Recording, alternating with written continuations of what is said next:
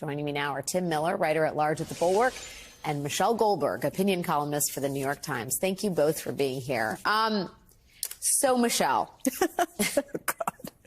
what are your expectations for this issue and the 2024 election? Could it be the whole ballgame? So I think on this very narrow issue of IVF, my guess is that they try to do something to clarify it, right? I mean, in Alabama, you see there's a Republican senator who's saying, well, maybe we'll say that life doesn't begin at conception, it begins at implantation in the uterus, because they're basically now running up against the totally foreseeable limits of defining a baby or defining personhood the way that they have chosen to do so, right? And this is something that everybody, all pro-choice people have been warning about for years, that personhood language about life beginning at conception, it impacts abortion, but it impacts much more than abortion. It impacts birth control. It impacts infertility treatments. So they might find a way to kind of square this particular circle on this narrow issue. But I think what they haven't contended with is that the practical implications of all of these laws that they've thoughtlessly passed without any real due diligence about kind of the actual process of human reproduction. So that, so we see over and over again, for example, it's not just that these kind of laws impact IVF. We see that they impact miscarriage treatment. Yep. We see that they impact, maternal health care. And because none of this, they haven't thought this through, because they haven't thought through both the ways that their ideology collides with reality. And they just haven't really thought that much, if at all, about women's health beyond how they can control it. Right. Tim, I mean, it's like, are you winning if you're stipulating where in the uterus the embryo needs to be? I just feel like this is a really unforeseen consequence of everything the Republicans have been wishing for decades. Yeah, I definitely feel uncomfortable talking about uterus location, so I assume Republican politicians... It's a welcoming environment here, Tim. Okay, good. I love that. I appreciate that. Yeah, that is a problem for them. And here's the thing. I think this is a misnomer, a misunderstanding about Donald Trump's... He hasn't won an election in a long time, but his last successful win in 2016. Back then in that campaign, there was a big group of voters that perceived him as like basically moderate. I know that is hard for a lot of viewers of the show and others thinking people to believe, but a lot of voters looked at him. He's like, he's a libertine. He's from New York. He doesn't care that much about social issues. It's these far-right Christian conservatives that I don't like. And these are the Obama-Trump voters, right? These working-class voters that carried him to victory in Pennsylvania, Wisconsin, et cetera. Okay, fast forward a few years. Doug Mastriano runs in Pennsylvania for governor on a Christian nationalist platform, with the Roe decision hanging over him, with abortion, ban at 5 weeks or whatever he proposed. He gets slaughtered. Loses by like 18 points, 17 points. The gap between Trump and Mastriano was this perception that Trump is not a far-right Christian fundamentalist like some of these others in the Republicans. That allowed him to appeal to some of the more secular working-class voters that like Trump. So that is why this is such a huge problem for him, and that's why you see him panicking about it and grasping around for various solutions like the 16-week ban or whatever he floated in the New York Times the other day. Well, yeah, I mean, and that's the problem with what's happened to the Republican Party since 2016 and now, right? The full-throated endorsement of Christian nationalism. I mean, there are headlines, I think, in Politico that Trump allies prepare to infuse Christian nationalism in second Trump administration. The New York Times reporting that Trump is going to embrace a 16-week abortion ban. I mean, whether or not Trump himself is a libertine from New York, the party's moved deep, deep right, and Trump's along for the ride. And, I've seen polls that show that there are significant numbers of voters who don't blame Trump or don't attribute the end of Roe versus Wade to Donald Trump. So this is kind of work that the Democratic Party is going to have to do over the next few months, because although I think we all know that Donald Trump really could not care less one way or the other about abortion and, has declined to say whether he's ever paid for one himself, we know that the people who are going to staff his administration and certainly staff the courts are the sort of people like this guy in Texas who came close to, who tried to revoke the authorization of the abortion, revoke the FDA's authorization of the abortion bill. Judge Kaczmarek. Right. And this, that Politico story was about someone who is a likely Trump chief of staff in the next administration who, and they're talking about not just abortion, but contraception, no fault adult divorce, gay marriage. And so, and, you know, Donald Trump is obviously not a man with a great deal of attention to detail. So these are the people who are going to be essentially making policy in the next Trump administration. I shouldn't say the next Trump. In a next Trump administration. There are people God who are like us. in cardiac arrest. But you know, to that end, Tim. Oh, I almost called you Trump. I'm so sorry, Tim. The Trump campaign is pushing back, saying, "Oh, these white Christian nationalists have designs on the White House, but we're the ones that are calling the shots." I don't know if that's true anymore. I mean, this is the dog that caught the car to some degree. The Supreme Court is seated. The courts are going to do what the courts are going to do. I mean, Donald Trump, does he at some point answer for that? I mean, I think it's amazing that in this moment he's going to sit down with Christian broadcasters in the state of Tennessee, less than 100 miles away from Alabama, and think that somehow this issue, if not today, if not tomorrow, sometime is going to come up and he's going to have to answer for it. Not necessarily because, you know, the fake news media is going to ask him, but because interested, you know, Christian nationalists may want to know if he's for real about it all. Yeah, the Christian news media is going to ask him about it. These Christians at these events are. They're going to want him to do that. And there are going to be people, you know, look, there are activists out there that funded that were staffed in his last administration that are part of this Project 2025 that are planning to go into the next administration. I mean, like Michelle said, Trump does not have attention to detail on who is going to be these mid-level staffers at HHS that have oversight over this sort of thing. And we already know, again, look, he made his deal with the devil. Like, he got in 2016 by outsourcing the judge list to the Federalist Society.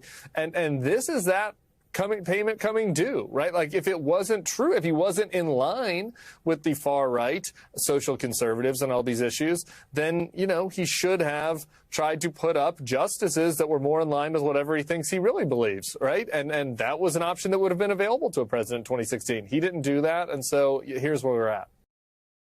Mike Pence was unafraid to be a Christian warrior.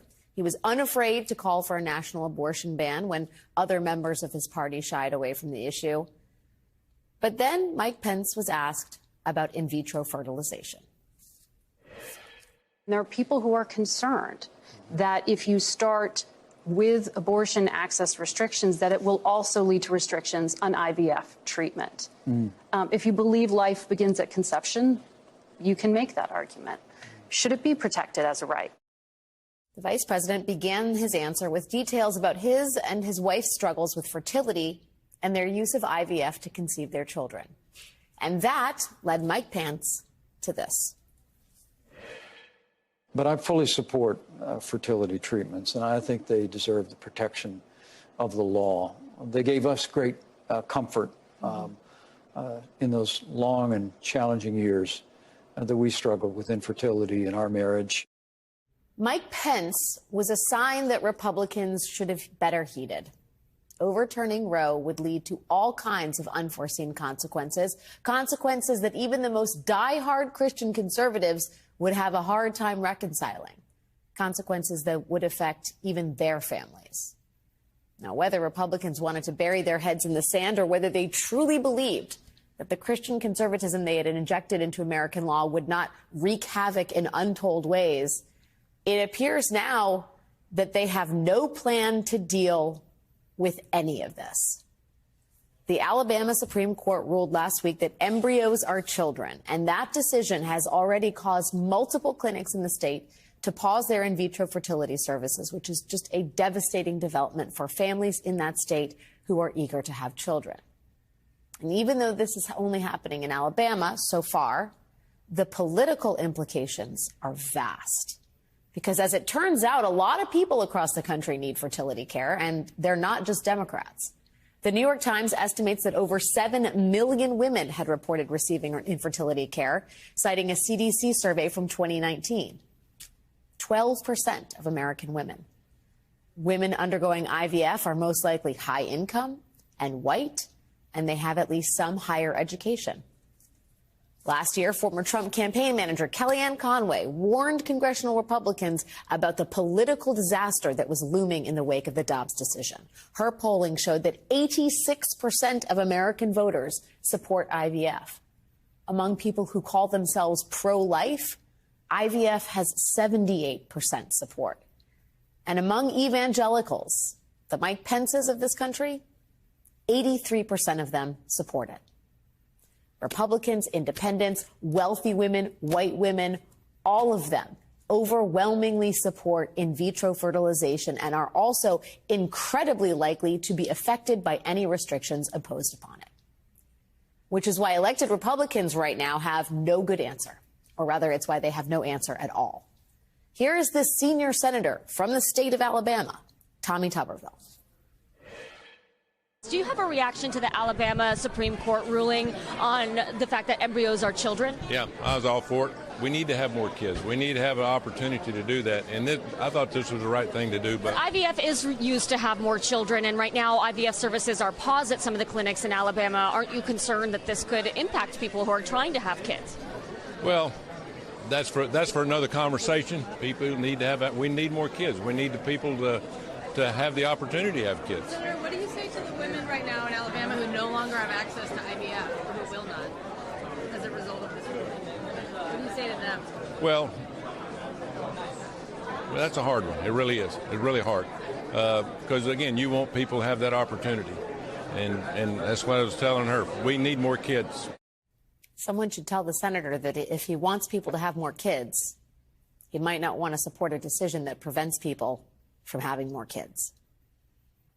Yesterday morning, former Governor Nikki Haley appeared to agree with the Alabama ruling, telling NBC News that embryos are babies. And then yesterday evening, she clarified that she did not agree with the Alabama ruling. I didn't say that I agreed with the Alabama ruling. What the question that I was asked is, do I believe an embryo is a baby? I do think that if you look in the definition, an embryo is considered an unborn baby. And so, yes, I believe from my stance that that is. The obfuscation here, the cluelessness, belies one fundamental truth that Republicans know well. This is a losing issue for them. When abortion rights, when reproductive rights are on the ballot, Democrats win. This has happened over and over and over again since the Dobbs ruling in Kentucky, in Ohio, and Pennsylvania. And if Republicans know this truth, so do Democrats. Vice President Kamala Harris addressed the Alabama decision this afternoon. The irony of it all is that on the one hand, these proponents are suggesting that an individual and a woman does not have the right to end an unwanted pregnancy, and on the other hand, does not have the right to become pregnant if that is her choice and her desire and her dream.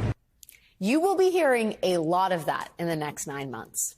In a statement today, President Biden's campaign manager said that what is happening in Alabama right now is only possible because Donald Trump's Supreme Court justices overturned Roe v. Wade.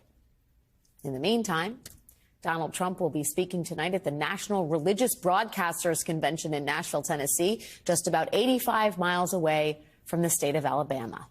Whether he is asked about abortion and IVF is unknown, but either way, he'd better come up with an answer. What happens when you can't pay the check and it's a big check and the restaurant is closing? Is that the right metaphor? I'm not sure. Last Friday, a New York judge ordered Donald Trump to pay $450 million, including interest, for a decades-long fraud where he lied about his net worth to cheat the system. And now Mr. Trump is trying his best to delay the reckoning. In addition to vowing to appeal this ruling, last night Trump's lawyers asked the judge here, Judge Arthur Engoron, for a 30-day stay, a pause that would essentially push back the deadline when Trump has to pay up. Once Judge Engoron's ruling is official, once the clerk enters it into the system, which could happen as soon as tomorrow morning, then the clock starts. Trump's legal team will have 30 days to file its appeal. But in order for Trump to do that, he must first post bond, which means putting down the entire $450 million, the damages, plus interest. Every day Trump fails to do so, once the clock starts, he will owe an additional $87,000 in interest. Every day. That is a lot of money in not a lot of time. And today, in a short, very terse email, Judge Engoron denied Trump's request for more time. You have failed to explain, much less justify, any basis for a stay. I am confident that the appellate division will protect your appellate rights. Joining me now to discuss is Lisa Rubin, MSNBC legal analyst, and everybody's not-so-secret weapon at this point. Lisa, thank you for being here. First off, Judge Engoron's email is... it's almost as if he wanted to write back, unsubscribe, like take me off this mailing list. I have no interest in dealing with you on any of these matters anymore. Did you read that as particularly, shall we say, sharp, or is that pro forma? Judge Engoron can be kind of sharp. He is very tolerant until he's not. Yeah. It's the best way I would describe it. However, a colleague wrote me a text today after seeing that email, and he said, he's done. Yeah. And my response was, he was done in November, right? They exhausted his patience many months ago. And now it is not redounded to Donald Trump's favor. So the question is, you know, the clock could effectively begin this week, tomorrow. So, yes. ASAP. Correct. If Donald Trump can't find someone to give him a cool $500 million or thereabouts, what is the next practical step for Letitia James? So let's say that Donald Trump does not post this bond. Then Letitia James has to start taking steps towards what's called executing on the judgment. She can either do that by trying to seize his personal property. She can also do that by trying to seize bank accounts. But when we're talking about the properties at issue in this case, I would just caution people who think that Tish James can go out and get 40 Wall Street for the state. Put a sign on the door that says seized. Right, and like for sale immediately. That's not how this is going to work. There are a lot of steps in between here and there. And on top of that, Donald Trump has lots of creditors. Tish James is not his only prospective creditor. As of tomorrow, she'll be a judgment creditor.